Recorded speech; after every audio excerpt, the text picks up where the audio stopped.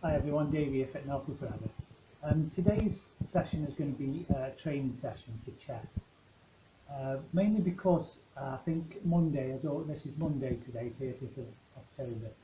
Monday has always been known as International Chest Day after the weekend, with a bit of humour attached to it. So I thought it was appropriate to do some chest training exercises, but I'm going to mainly stick to compound movements to make sure that you're doing them right, with the most effect for your chest and the least effect on injury or possible injury.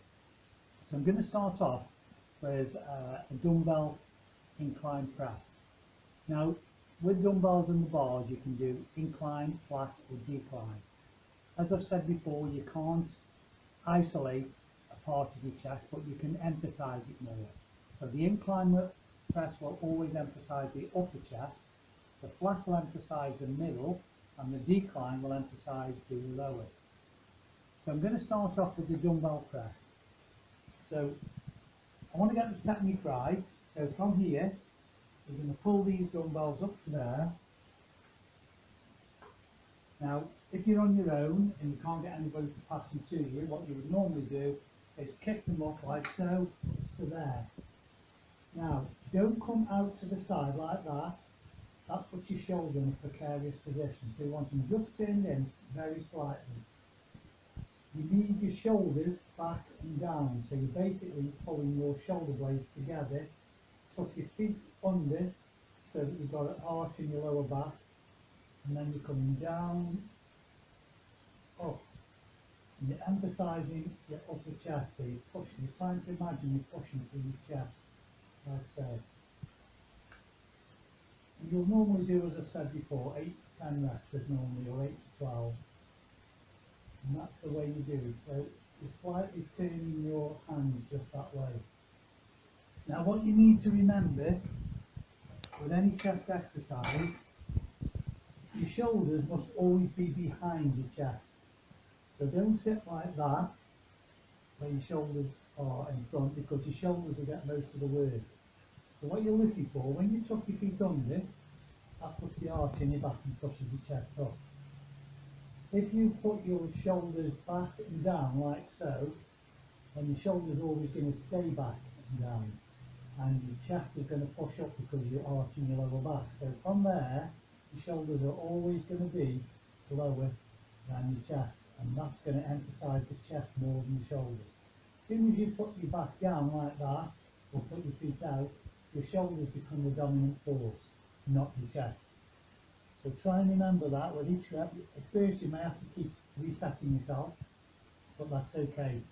You need to get that right if you're going to emphasise getting the chest muscle working. I've struggled with this for years, and it's taken me a long time to eventually get the technique where I can get my shoulders back all the time with every rep, and that's what we need to do.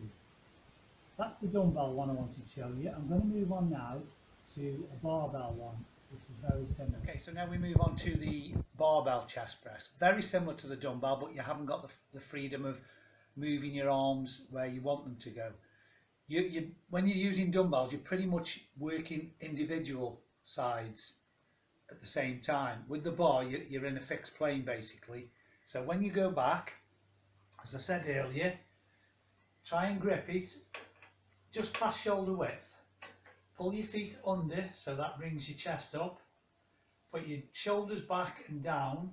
When you lift the bar like so, you should be coming down so that your elbows are just pointing forward slightly.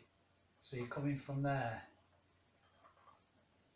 Okay, and then you're pushing like so. If you sort of bring them out like that, it's uncomfortable, it's wrong, it's going to hurt your shoulders. So you're going from there, just bringing your shoulders pointing forward slightly, lower, just above your chest. You don't need to go all the way down. You have to stretch and squeeze. Stretch, squeeze. That's every exercise. So that's the stretch bit because your chest is stretching. That's the squeeze bit. You try and squeeze it at the top. Another little tip, especially with the bar, when you push up with the bar, what you're trying to do in your mind is push your hands in. Now your hands don't actually move. But if you get your hands up to there and you imagine pushing in, your chest contracts. Your hands are not actually moving from there, but your chest is contracting when you're pushing them in. So that's what you're looking to do in your mind. Although your hands will never move, you're always looking as you push to the top to push your hands in.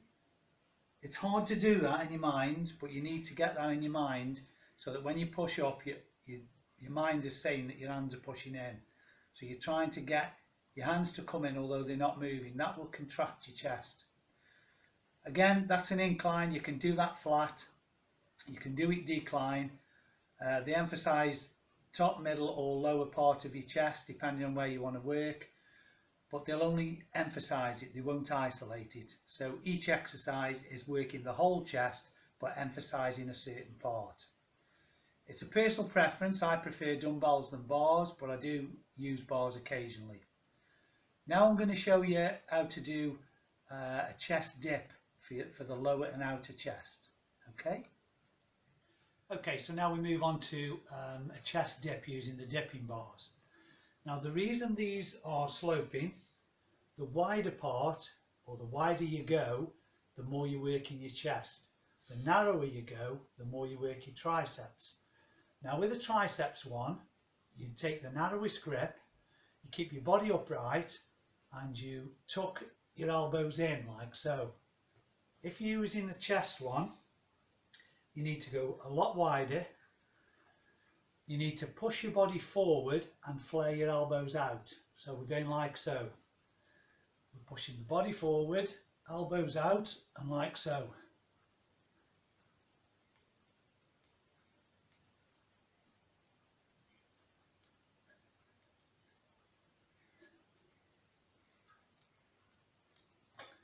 Now you'll feel that in your lower and outer chest, which is something again I've always struggled with. I needed to get the technique right with this. So when you lean forward, I was looking at the camera, you need to put your head forward like so if you can.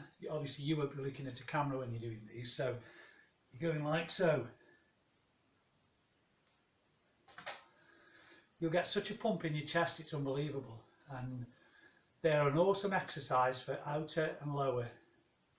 It's the best one I know. It's better than declines. So if you're doing decline presses, it does help, but I would make these a staple. So all these exercises I'm showing you should be the staple of your chest workout. To a degree, forget your flies, forget your crossovers, forget your pec decks.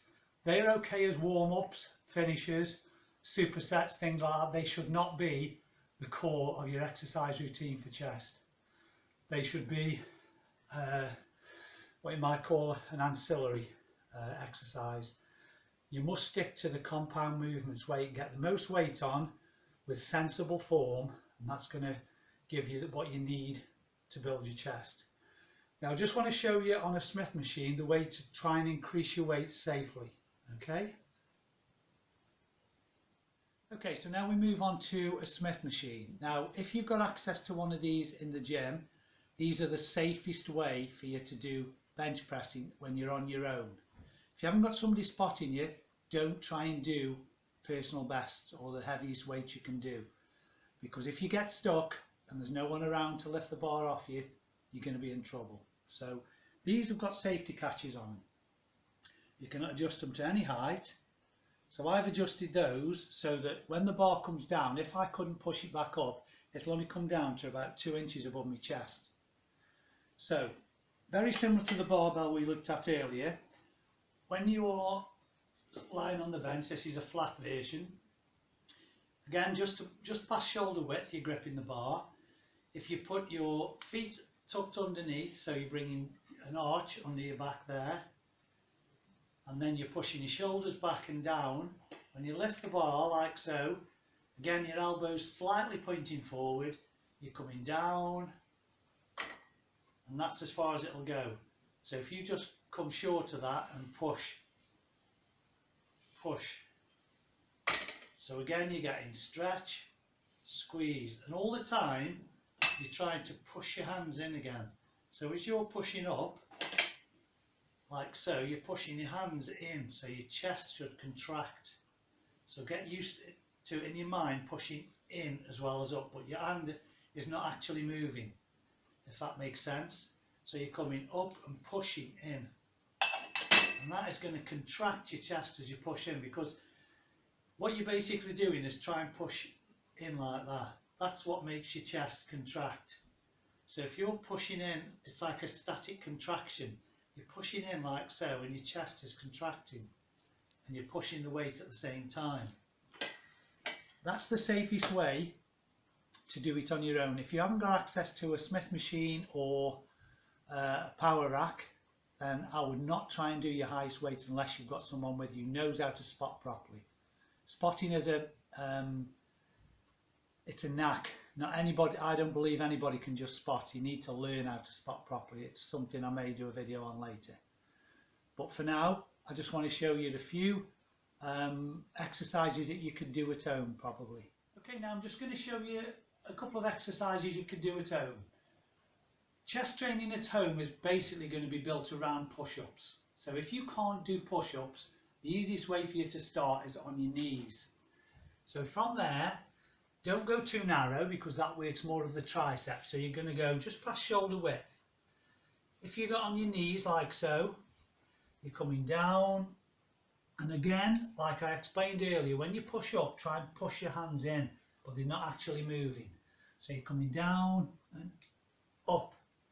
And as you're pushing in and up, your chest should be contracting. Now, you can do a flat one like so, which works predominantly all your chest area, but it emphasises the middle, as I said earlier, with a flat bench press. You can get a pair of these for just a few pounds, and you can use them at any sort of angle that you like. And they just elevate you slightly. So you can get a better stretch with these, so you're coming down like so, to there, push up, but you're pushing in at the same time. So it's down, push up and contract in, down, up and contract in. Okay, if you haven't got those, stick to the basic push-up, either on your knees, or if you can do them like so. But all the time, concentrate. It's in the mind. When you're pushing up, you're trying to push in at the same time. Now, a couple of little things. When you do some of the exercises at home, I'm just going to show you a couple of little tips that you could use sort of furniture at home to help you get a bit more from it. Okay, just on fire. Okay, so a couple of push-up variations you can do at home.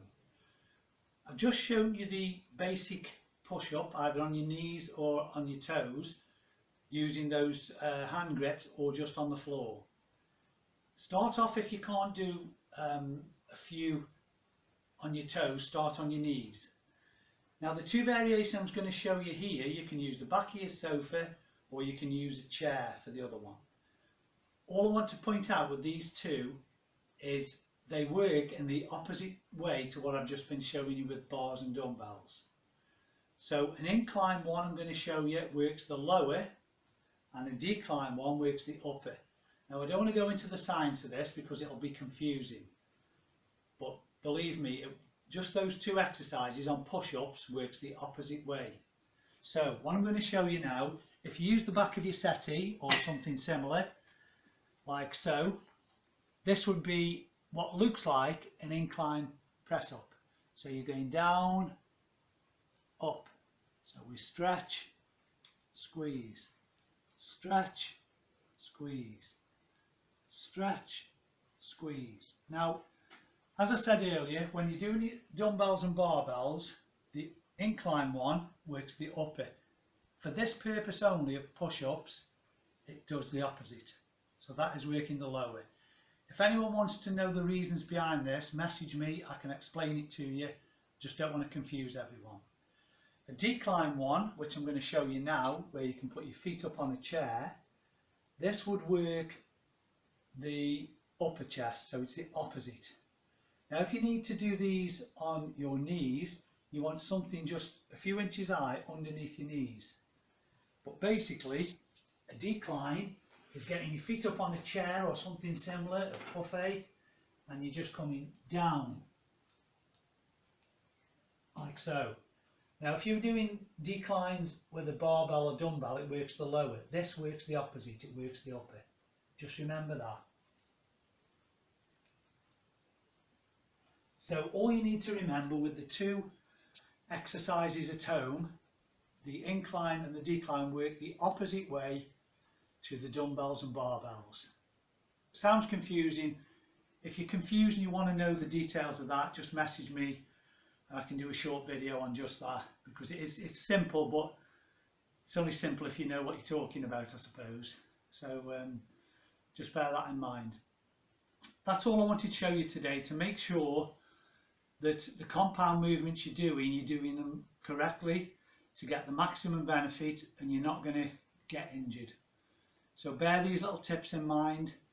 You don't need to dismiss things like flies and cable crossovers and pec decks, but they shouldn't be the core of your routine. The core of your routine should be compound movements that you can get the most weight on with good sensible form. That's going to give you the biggest bang for your buck, so to speak. It'll build your chest quicker. At the end of the day, weight always makes a difference on the bar, but with good technique. Sloppy form with a lot of weight is going to cause injury, so just bear that in mind. As always, thanks ever so much for listening in. I do appreciate you all, and until the next video, stay fit and healthy forever, and like, subscribe, tell all your friends. Thanks for that.